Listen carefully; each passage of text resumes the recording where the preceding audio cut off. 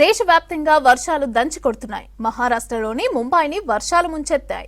ఏకధాటిగా కురిసిన వర్షాలతో లోతట్టు ప్రాంతాలు నీట మునిగాయి. మరో 3 రోజుల పాటు ముంబై, థానే, రాయ్గఢ్ జిల్లాలకు రెయిన్ అలర్ట్ ఇచ్చింది ఐఎండీ. మరోవైపు మధ్యప్రదేశ్, గుజరాత్లోనూ జోరుగా వర్షాలు పడుతున్నాయి.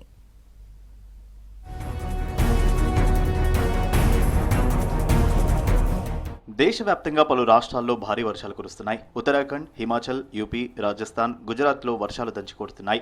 మహారాష్ట్రలోని ముంబై, రాయ్గఢ్, థానే జిల్లాలో విస్తారంగా వానలు పడ్డాయి. ఏకధాటిగా కురిసిన వర్షాలతో లోతట్టు ప్రాంతాలన్నీ జలమయమయ్యాయి. ముంబై నగరంలో వర్షం బీభత్సం సృష్టించింది. రోడ్లపై భారీగా వరద నీరు నిలిచింది. అండర్ పాసుల్లోకి వరద నీరు చేరింది. దీంతో వాహనాల రాకపోకలు నిలిచిపోయాయి.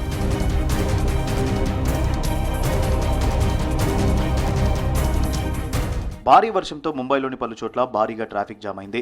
నవీ ముంబైలోని కాలనీల్లోకి వరద ముంచెత్తింది. మరోవైపు ముంబై సిటీతో పాటు సబర్బన్ రీజియన్, రాయ్గఢ్, థానే, రత్నగిరి జిల్లాలకు రెడ్ అలర్ట్ ఇచ్చింది ఐఎండీ. పూణే, సతారా జిల్లాలకు ఆరెంజ్ అలర్ట్ ఉంది. భారీ వర్షాలతో ముంబై నుంచి విమానాల ప్రయాణాలు ఆలస్యమయ్యాయి.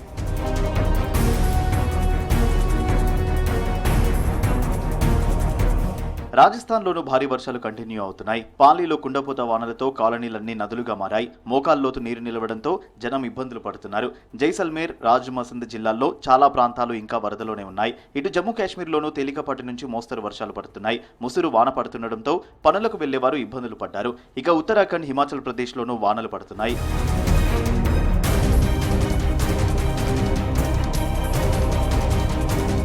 గుజరాత్ను వర్షాలు వదలడం లేదు. కొన్ని రోజులుగా కురుస్తున్న వర్షాలతో నదులన్నీ ఉధృతంగా ప్రవహిస్తున్నాయి. ప్రధాన జలాశయాలన్నీ నిండుకుండలా మారాయి. వర్షాలతో దెబ్బతిన్న నేషనల్ హైవే, స్టేట్ హైవేల పునరుద్ధరణపై ఫోకస్ పెట్టారు సీఎం భూపేంద్ర పటేల్. రోడ్ల రిపేర్లు యుద్ధ ప్రాతిపదికన పూర్తి చేయాలని అధికారులను ఆదేశించారు.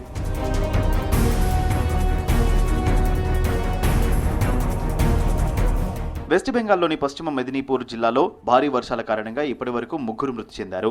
ఘటనలోని కొన్ని ప్రాంతాల్లో భారీ వరదలు వచ్చాయి. శిలాబతి నది ఎగువ భాగమైన బాకా మట్టం క్రమంగా తగ్గుతోంది. ఇప్పటి వరకు 7 ఏళ్ల బాలిక సహా మరో 2 డెడ్ బాడీలను గుర్తించి పోస్ట్మార్టం కోసం హాస్పిటల్కు పంపించామన్నారు ఘటల్ ఎస్డీఓ సుమన్ బిశ్వాస్. ఘటనలో సహాయక చర్యలు కొనసాగుతున్నాయి. So water level are increasing now in this scenario. The increment will going on tonight or tomorrow day. In Gharal portion also tomorrow night.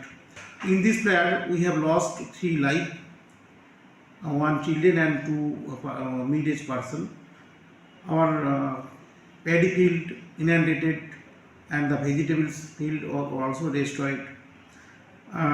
We are trying to solve the problem with our real material medical camps.